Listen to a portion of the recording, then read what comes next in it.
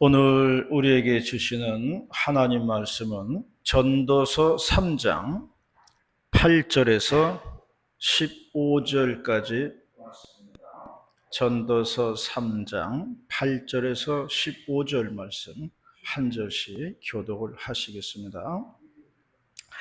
사랑할 때가 있고 미워할 때가 있으며 전쟁할 때가 있고 평화할 때가 있느니라.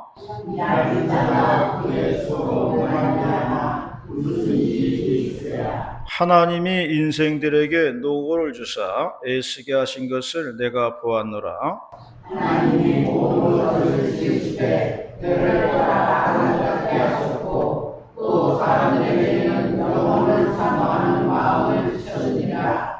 그러나 하나님이 하시는 일의 시종을 사람으로 증명할 수 없게 하셨도다. 사람들이 사는 동안에 기뻐하며 선을 행하는 것보다 더 나은 것이 없는 줄을 내가 알았고 사람마다 먹고 마시는 것과 수고함으로 나를 믿는 것이 하나님의 선물인 줄도 또한 알았도다. 하나님께서 행하시는 모든 것은 영원히 있을 것이라 그 위에 더할 수도 없고 그것에서 덜할 수도 없나니 하나님 이같이 행하심은 사람들이 그의 앞에서 경외하게 하려 하심인 줄 내가 알았도다.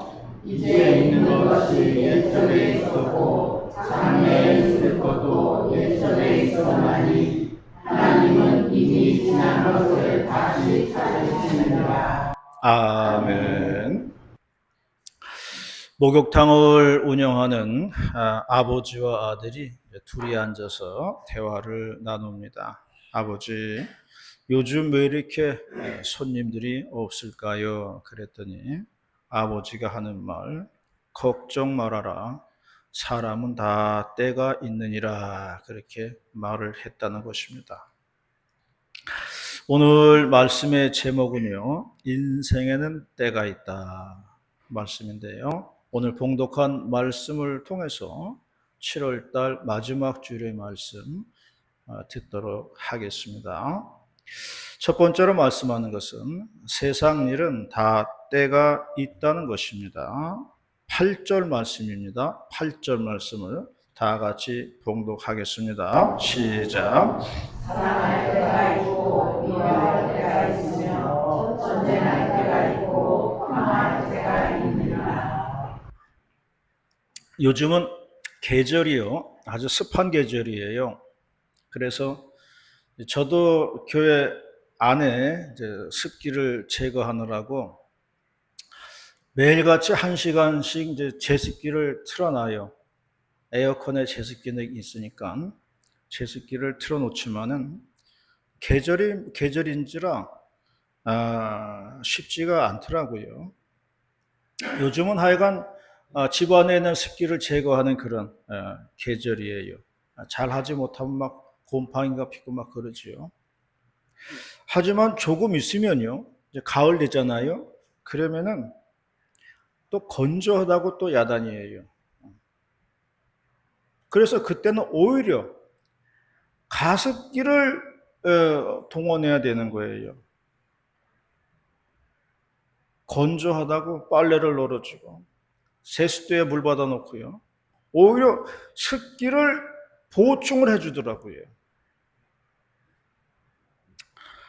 지금은 제습을 해야 할 때요. 가을이나 겨울엔 가습을 해줘야 됩니다. 그러므로 다 때가 있다는 거예요. 지금은 덥지만요. 또 추운 계절이 오는 거거든요. 다 때가 있는 거예요. 요즘 우리 교인들이요, 물질 축복을 많이들 받아가지고 목회자로서 마음이 흐뭇합니다. 지지난주에 제가 꿈을 꾸었는데 그 들판에 벼이삭이 막 익어가지고 주렁주렁 벼이삭이 달려있는 거예요. 들녘에 벼들이 막 익어가지고 이렇게 주렁주렁 달린 그런 꿈을 꾸었어요. 차 타고 지나가다가 논을 보니까 간밤에 꾼 꿈이 생각이 나더라고요. 그래서 믿지는 않지만은 재미삼아 이제 인터넷으로 꿈 해몽을 봤어요. 별의사 꿈이 뭔가 봤더니만 재물이 생길 꿈이다 그렇게 돼 있더라고요.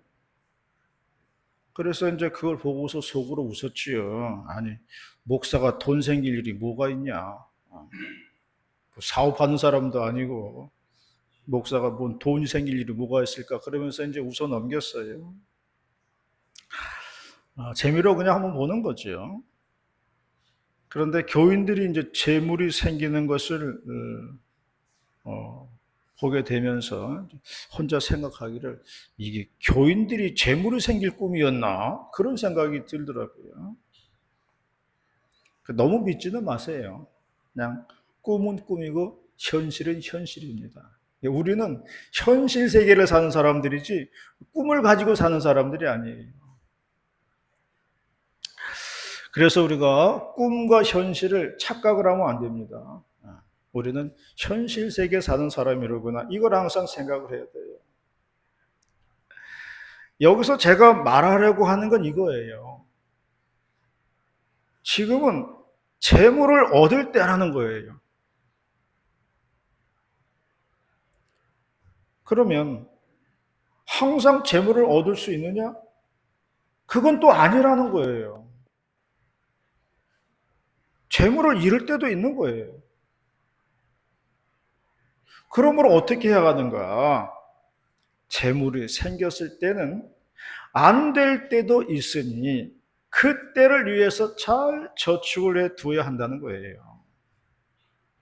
그래야 어려움이 닥칠 때에 요긴하게 쓸 수가 있는 겁니다. 그때를 위해서 하나님께서 우리에게 재물을 주시는 거예요.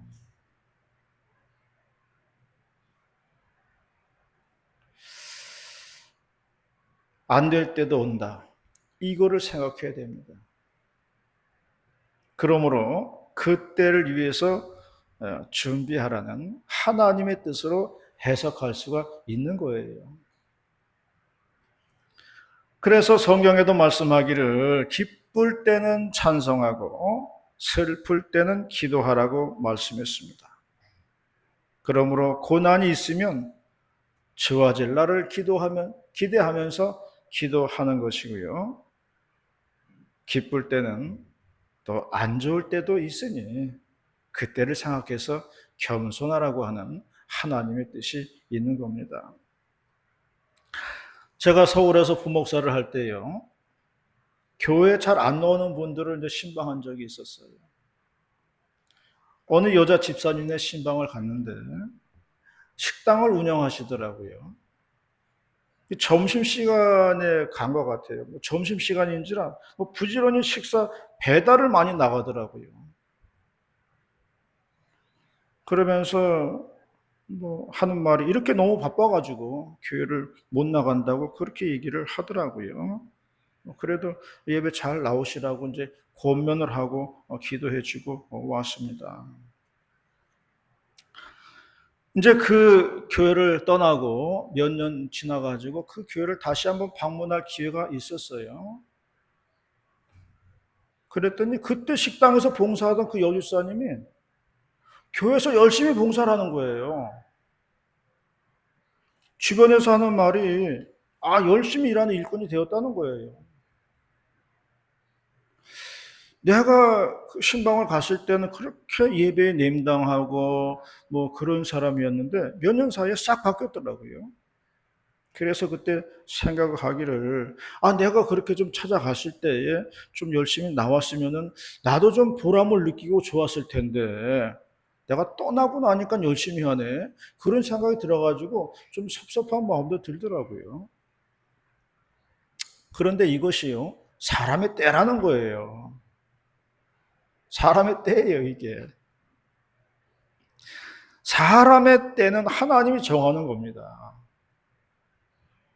그 사람이 언제 열심히 할지, 안 할지는 이게 하나님의 손에 달려 있는 거예요. 그리고 사람의 때를 정하시는 하나님만이 그것을 알 수 있다고 말씀을 했습니다. 하나님은 우리의 발걸음을 주장하신다고 말씀을 했습니다. 우리의 그 때와 그 시, 우리는 몰라도 하나님은 아신다고 말씀을 하고 있는 겁니다.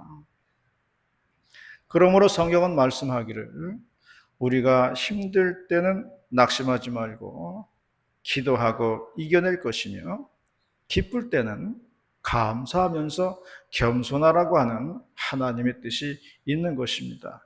이것이 때를 아는 사람들의 지혜인 것이에요.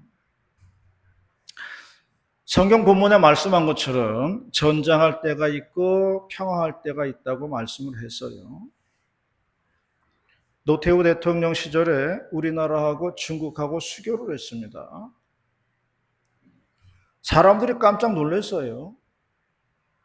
아니, 중국은 6.25 전쟁 때 우리나라하고 총구리를 겨누고 싸운 나라예요. 그런 나라하고 수교를 한다고 그래가지고 다 놀랐어요. 그런데 지금은 수교해가지고 잘 살고 있어요. 전쟁할 때가 있고 평화할 때가 있는 겁니다. 그 말씀이 딱 맞는 말씀이에요. 우리나라 6.25 전쟁을 3년을 했습니다. 지금 러시아 우크라이나 전쟁이 2년째 한다고 그러더라고요.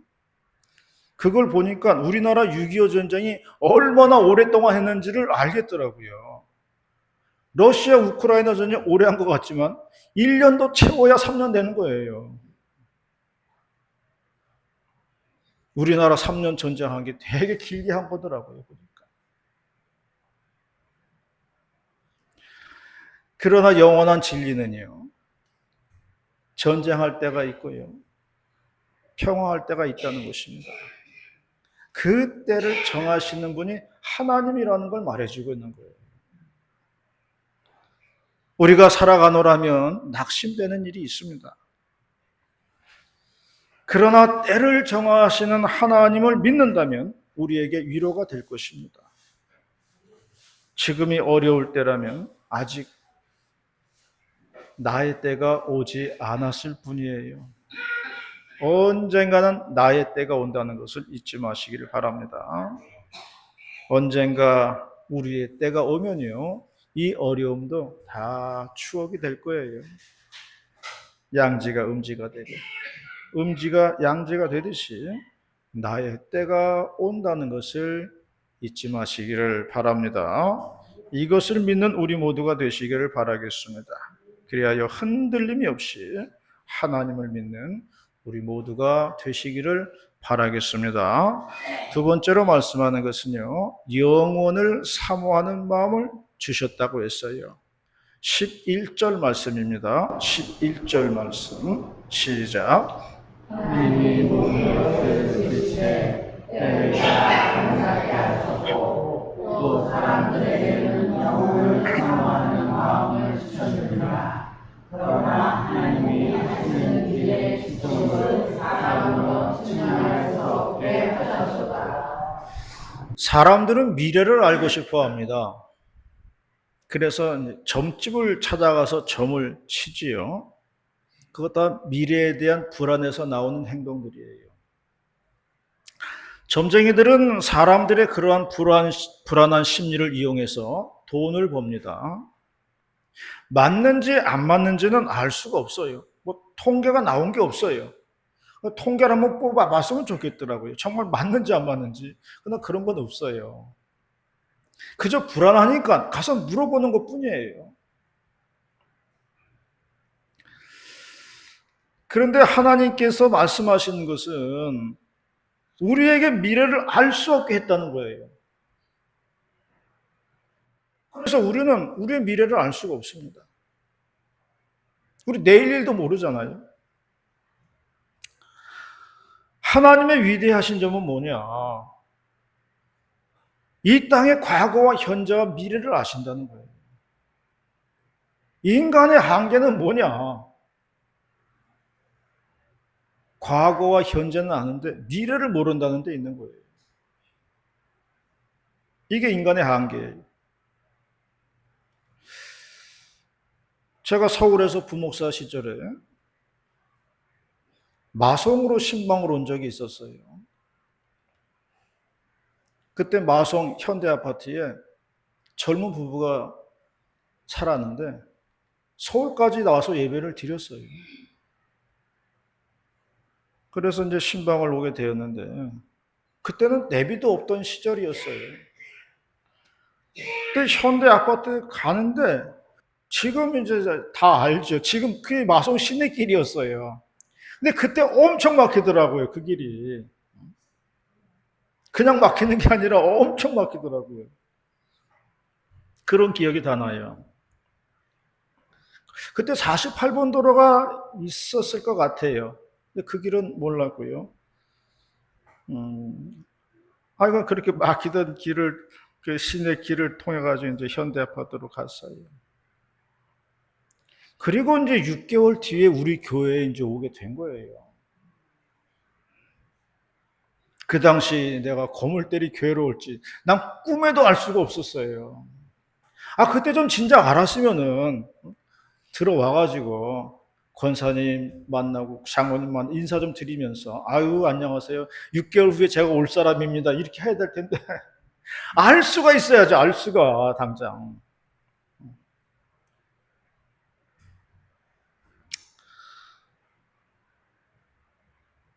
그래서 이게 마송에서 거물때리 2km인데 2km, 2.5km인데 여기에 올지 아무도 몰랐다는 거예요. 그럼 왜 하나님께서 이렇게 우리가 장래에 대해서 알지 못하게 하셨을까? 아니, 알게 하셨으면 좋았을 텐데.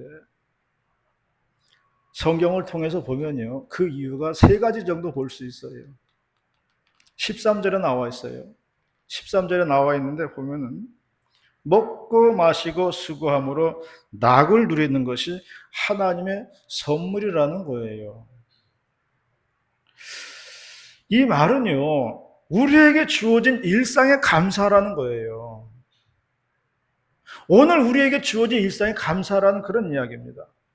오늘도 일어나고 식사하고 교회 오고 다시 또 가고 잠자고 평범한 일상들입니다. 그런데 이러한 평범한 일상들이 감사거리라는 거예요. 관내에 어느 장로님 그런 이야기 하시더라고요. 자기가 옛날 6.25 전쟁 겪었는데 그 6.25 전쟁 시절에는 이게 하룻밤 자고 나면은 국군의 세상이고요. 또 하룻밤 자고 나면 공산군 세상이라는 거예요. 하루 자고 나면 국군 세상이고 또 자고 나면 공산당 세상이고 이게 도대체 불안해가지고 살 수가 없더라는 거예요. 그때 말 한마디 잘못하면 그냥 총살감입니다. 그런데 요즘은 자고 일어나면 그때가 그때고 자고 일어나도 그날이 그날이고 그런 이야기를 하더라고요. 이게 평범한 일상이거든요. 이게 평화라는 겁니다. 이 평범한 일상의 평화라는 거예요. 평화를 감사해야죠. 하나님께서 이것을 알라고 이야기하는 거예요.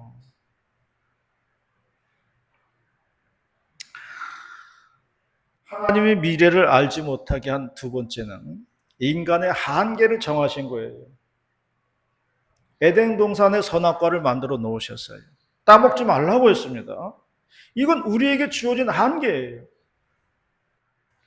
우리가 미래를 안다면요, 우리가 하나님처럼 되는 거예요. 그러면요, 세상 뒤죽박죽입니다.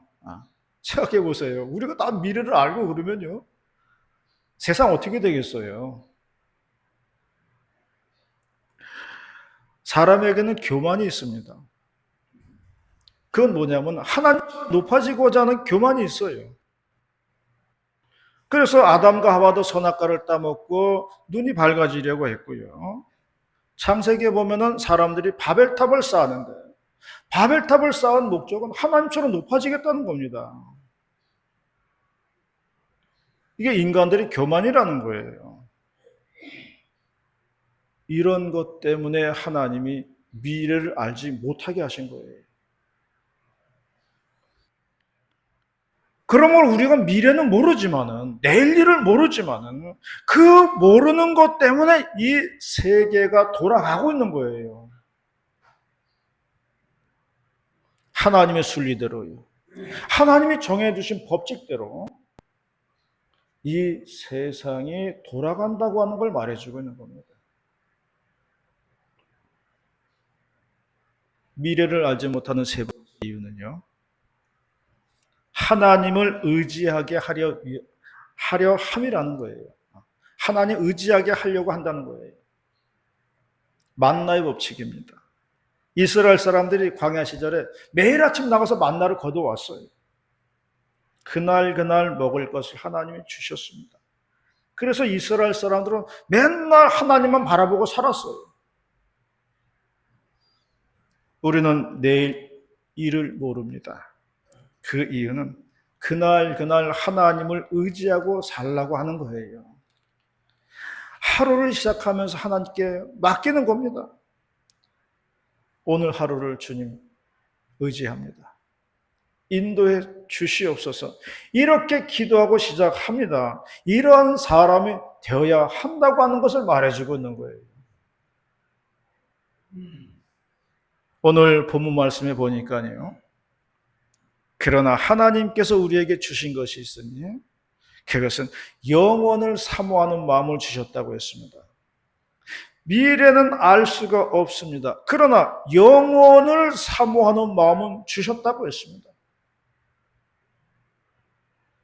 당장 내일이라는 미래는 알 수 없으나 우리가 죽어서 어디로 가는지 어떻게 되는지 이런 것을 사모하는 마음을 주셨다는 겁니다. 이런 영혼을 사모하는 마음이 없다면요, 우리의 삶이 정말 엉망이 될 것 같아요. 영혼에 대한 사모함이 있으니까요, 우리가 삶에서 절제하고 조심하고 관리하고 사는 거예요. 그런 것이 없으면요, 다 엉망진창으로 제멋대로 살 거라고 생각이 돼요. 영생을 모르는 사람들은 자신들의 인생을 조심하지 않습니다. 영혼을 사모하는 사람만이 오늘 하루하루의 삶에 감사하면서 절제하면서 산다는 것을 잊지 마시기를 바랍니다. 그러므로 이것이 우리에게는 축복이고 하나님의 선물이라고 말씀하고 있는 겁니다. 본문의 말씀처럼 일생 동안 선을 행하면서 먹고 마시고 수고함으로 낙을 누리는 우리 모두가 되시기를 바라겠습니다. 마지막 세 번째는 해 아래에는 새 것이 없다고 말씀을 하고 있습니다. 15절 말씀입니다. 15절 말씀 시작.